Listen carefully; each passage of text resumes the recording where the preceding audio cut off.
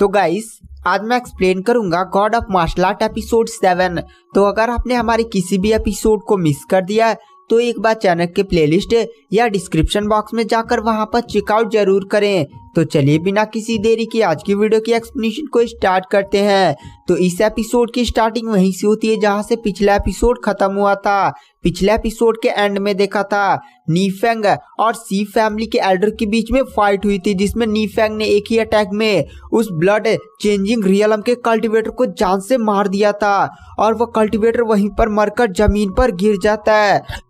नीफेंग अपनी स्वॉर्ड को अपने पास रखते हुए बोलता है दूसरे एल्डर से, साले अब तू बचकर कहाँ जाएगा? तुझे क्या लगा था कि तू बहुत ही ज्यादा समझदार है और तू हम बहुत ही आसानी से हम लोग का पीछा कर पा रहा है? यह मेरा ही प्लान था। अब तू पक्का ही मेरे हाथों यहाँ से मरने जा रहा है।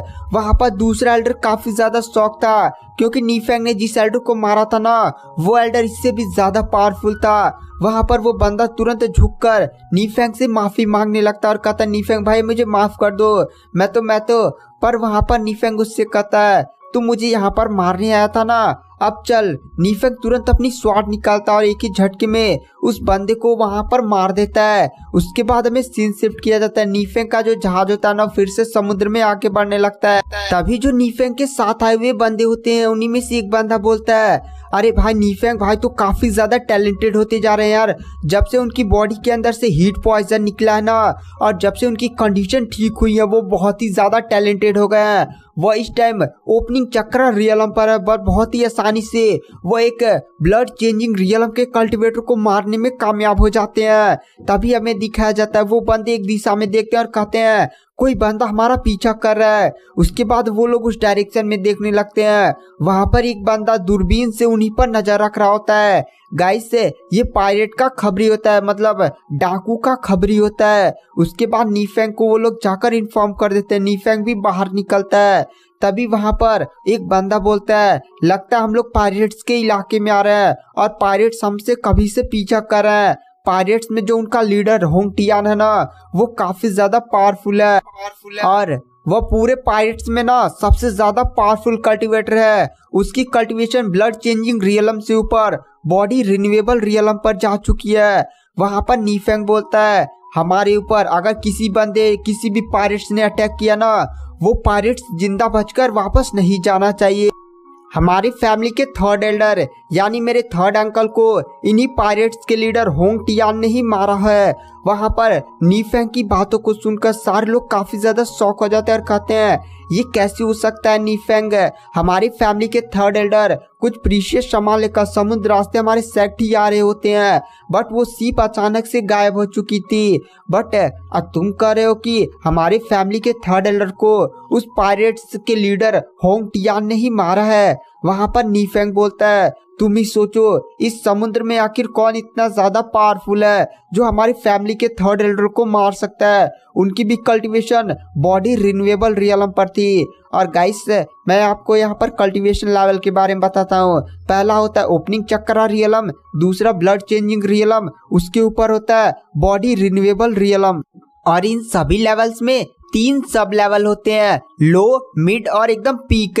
और जो हमारा हीरो नीफेंग है ना उसकी कल्टीवेशन ओपनिंग चक्रा रियलम के पीक पर है। यानी जब नीफेंग अपना लेवल ब्रेक थ्रू करेगा तो वो ब्लड चेंजिंग रियलम पर पहुंचेगा। उसके बाद हमें सीन शिफ्ट किया जाता है एक पायरेट्स की ग्रुप की तरफ। इस पायरेट ग्रुप का नाम होता है ब्लैक वाटर गैंग और उनका जो लीडर होता है और सारे बंदे होते हैं वो नीफेंग के जहाज की तरफ ही बढ़े होते हैं। तभी जो नीफेंग का एकदम ऊपर वाला बंदा खड़ा होता है वो सभी को जानकारी देता है ये ब्लैक वाटर गैंग का बेड़ा है और इनमें जो इनका लीडर है ना वो ज्यादा पावरफुल नहीं बल्कि ब्लड चेंजिंग रियलम के स्टार्टिंग लेवल पर है। नीफेंग तो इसे बहुत ही आसानी से मार सकता है। सारे लोग थोड़ा भी डरने उड़ने की बात नहीं है। अब हम इनकी माँ बहन एक करेंगे। जो ब्लैक वाटर गैंग का लीडर होता है वो नीफेंग के जहाज की तरफ देखता है और वह देखता है कि नीफेंग का जहाज ना बिना डरे हुए उसके पास से ही गुजर रहा है। वहां पर ब्लैक वाटर गैंग का लीडर भी काफी ज्यादा शॉक होता है और वह मन ही मन सोचते हुए बोलता है, लगता है मेरा इस समुद्र पर से ना डर और खत्म हो गया है, आज मैं इन सभी को छोड़ूंगा नहीं। तभी उसके सभी साथी कहते हैं, हाँ लीडर, इन सभी को जान से मार दीजिएगा। तभी जो ब्लैक वाटर गैंग का लीडर होता है ना, वह नीफेंग की जहाज की तरफ चिल्लाकर बोलता है, साले अगर अपनी जान बचाना चाहते हो ना तो सारी चीजें हमारे हवाले कर दो।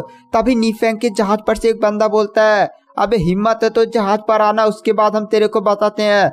जहाज पर अगर हम लोग के चढ़ गया ना तो तेरी लाश ही यहाँ से बाहर जाएगी। यह बात सुनकर ब्लैक वाटर गैंग के लीडर को काफी ज्यादा गुस्सा आ जाता है और कहता है, रुक, अभी मैं तेरे जहाज पर आता हूँ। तुरंत वो अपने जहाज पर से सीधे नीफेंग के जहाज पर छलांग लगा देता और कहता है, अब साले तू लोग मरेंगे। नीफेंग वहां पर आ जाता और कहता है, तूने अपने जीवन की सबसे बड़ी गलती कर दी है, तूने बहुत लोग को लूटा और बहुत लोग को जान से मारा है। वहां पर ब्लैक वाटर गैंग के लीडर बोलते हैं, अरे लीडर, ये तो ओपनिंग चक्र रियलम का कल्टीवेटर है, ये आपको चैलेंज दे रहा है। वहां पर नीफेंग बोलता है, चलो अब मरने के लिए तैयार हो जाओ। नीफेंग वहां पर अपनी शॉट को निकालता है और वहां पर एक ही झटके में उस लीडर को जान से मार देता है। गाइस, हमें यहाँ पर फाइट नहीं दिखाई गई है। उसके बाद हमें सीन शिफ्ट किया जाता है जहां पर नीफेंग अपने जहाज पर बैठकर आगे की यात्रा को तय कर रहा होता है। नीफेंग के सभी साथी बोल रहे होते हैं, हमें विश्वास नहीं होता कि ब्लैक वाटर गैंग इतनी आसानी से खत्म हो गया। नीफेंग भाई ने तुमको ऐसा मारा ना कि उनका सातों पुश्त एकदम खत्म हो गया होगा। और वो लोग काफी ज्यादा खुश हो रहते हैं। नीफेंग अपने सामने की आइलैंड को देखता और कहता, फाइनली मैं वोल्केनो आइलैंड पर आ ही गया और ये जगह आज भी वैसा ही दिखता है जैसा मेरे पास्ट में था। नीफेंग इस आइलैंड को देखकर काफी ज्यादा खुश हो रहा होता है। तभी नीफेंग का एक बंदा उसके पास आता और कहता, यंग मास्टर, आप इस वोल्केनो आइलैंड पर क्यों आना चाह रहे थे? नीफेंग बोलता है, यहाँ की एनर्जी को मैं अब्सॉर्ब करके अपने आप को लेवल अप करने वाला हूँ, अपनी कल्टीवेशन को आगे बढ़ाने वाला हूँ। तुम लोग को यहाँ पर जो करना है करना, कल्टीवेशन करना और यहाँ की जहाजों की देखभाल करना। उसके बाद जो नीफेंग होता है ना, वो अपने सभी साथियों के साथ उस वोल्केनो आइलैंड पर उतर जाता है। वहां पर सभी साथी उसके बोलते हैं, हम तो मछलियां पकड़ेंगे और समुद्र में से भून कर खाएंगे। उसके बाद जो नीफेंग होता है ना, वो वोल्केनो में जाने लगता है। गाइस, ये जो आइलैंड था ना, वो पूरा वोल्केनो से ही बना हुआ था। नीफेंग अपने पास से एक चमचमाती हुई चीज निकालता है जो चारों तरफ रोशनी फैला रही होती है। नीफेंग वोल्केनो के अंदर चला जाता है और उसके सेंटर पॉइंट को ढूंढ लेता और कहता है, फाइनली मैंने इस वोल्केनो के कोर को ढूंढ ही लिया। उसके बाद जो नीफेंग होता है ना, वो तुरंत वहां पर कल्टीवेशन करने के लिए बैठ जाता है और आसपास की पूरी वोल्केनो एनर्जी को एब्जॉर्ब करने लगता है। गाइस, नीफेंग आसपास की पूरी एनर्जी को एब्जॉर्ब कर रहा था और धीरे धीरे उसका लेवल बढ़ने लगता है। नीफेंग कुछ ही देरी में ना पीक ऑफ चैप्टर रियलम को ब्रेक थ्रू करके वो अपने आप को ब्लड चेंजिंग रियलम में लेवल अप कर लेता है। नीफेंग यह देखकर काफी ज्यादा खुश हो जाता है। और गाइस, आज की वीडियो की एक्सप्लेनेशन को यहीं पर एंड कर देते हैं। नेक्स्ट एपिसोड में जल्दी डाल रहा हूँ, तो थैंक यू, बाय बाय।